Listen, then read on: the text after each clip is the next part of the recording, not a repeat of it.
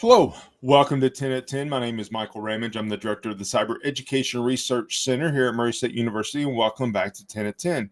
10 at 10 is brought to you through a partnership between Murray State University, Grow West, the Technology Council of West Kentucky, KY Innovation, and our local partner, Sprocket Innovation Paducah, and the Kentucky Innovation Station in Madisonville. Welcome back to episode 177 of 10 at 10. And this week, we are going back to where we started a couple of weeks ago and looking at the evolving threat landscape by examining ChatGPT, generative AI, and in particular, we're looking at what some of the pitfalls are that we see folks make when it comes to that. Now, specifically today, I want to pick up where we left off, but I want to come back first and remember cybersecurity. It is all about managing the risk. Everything that we do in the cyber realm is a risk. You watching this stream today is a risk. It's a pretty low risk, but there's a risk that something bad could happen.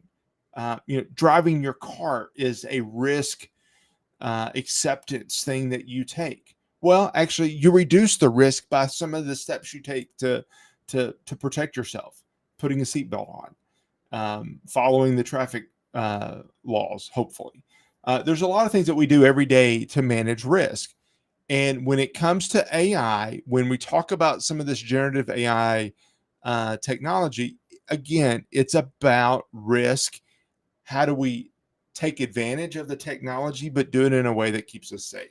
So with that in mind, I want to pick up where we left off, and I want to talk about understanding bias and AI ethics. So when we're using AI technology, typically it has to learn. Artificial intelligence implies that there's some intelligence. The way that we gain intelligence, whether we're humans or AI, is by learning. So there's some sort of learning process, machine learning that goes on to get to that point.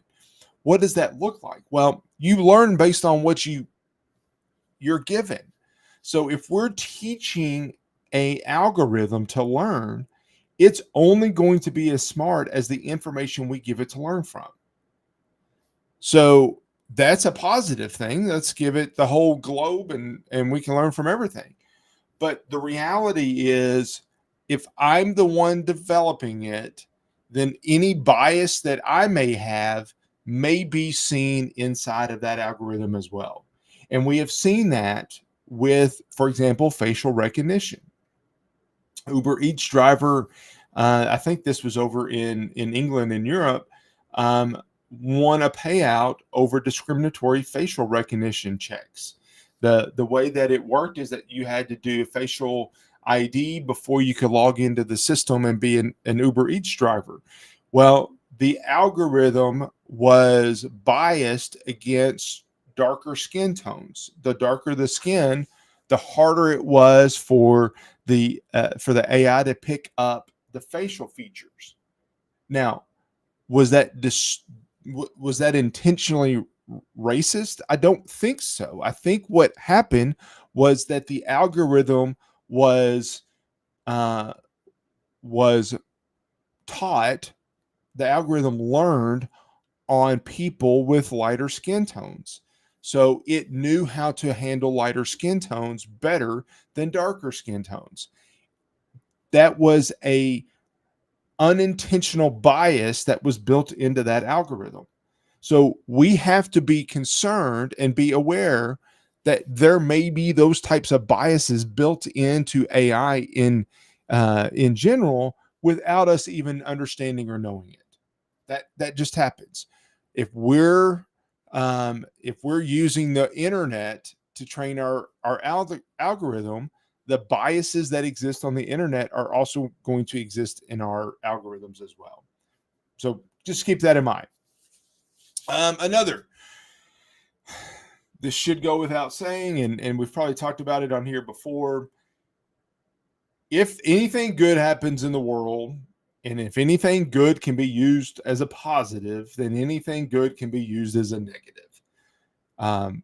Just because AI is a really cool, useful tool for the good guys doesn't mean the bad guys aren't using it too.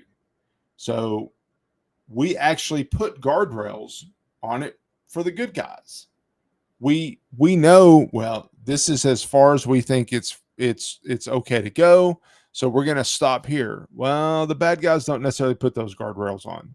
So whatever we're doing from a positive standpoint can also be used as a negative. So be careful, be aware. Phishing emails are going to get much better. Writing exploits, finding vulnerabilities, it's all easier in the world of generative AI. We just have to accept that. And the assume a bad thing, assume negatives is even more important today than it's ever been. So just be very, very careful with that. Make sure that you're assuming bad things are going to happen. Be skeptical. Don't click a link. Definitely don't click a link. Just be worried about that. And then the last thing I want to talk about, and I want to spend a minute here, is adhere to compliance and regulatory requirements. If you're using AI for a tool to help you write reports, what data are you feeding it to help you write those reports? Are you feeding it patient data to help you write your notes? Are you feeding it student data to help you write your plans? Customer data? What are you feeding it? Log files that might inadvertently share something that is a violation of a regulatory requirement? So as you're thinking through how you're going to implement AI, as you're thinking through where can I fit this into my business, you have to be very aware of any regulatory and compliance requirements. Now let me say that in many cases, we're ahead. We, the technology, are ahead of the regulators. I mean, that's not breaking news. We've been ahead. We're always ahead. The technology is evolving faster than the regulators can manage and can figure out what to do. That has always been true. That will always be true. So the different HIPAA, FERPA, GDPR, Gramm-Leach-Bliley, Sarbanes-Oxley, all of these are playing catch up, and they're getting there. And always be up to date on what new requirements are coming out. I will tell you that I've heard in the education space, teachers that are using this to help with student planning, and they're putting in student data. That is a violation of FERPA. That is, at least as of now, being interpreted as a violation of FERPA. I think it probably is. So be careful. If you're a medical organization and you're inadvertently putting in patient information, that is a violation. We talked about a couple weeks ago how we might inadvertently share password. Well, if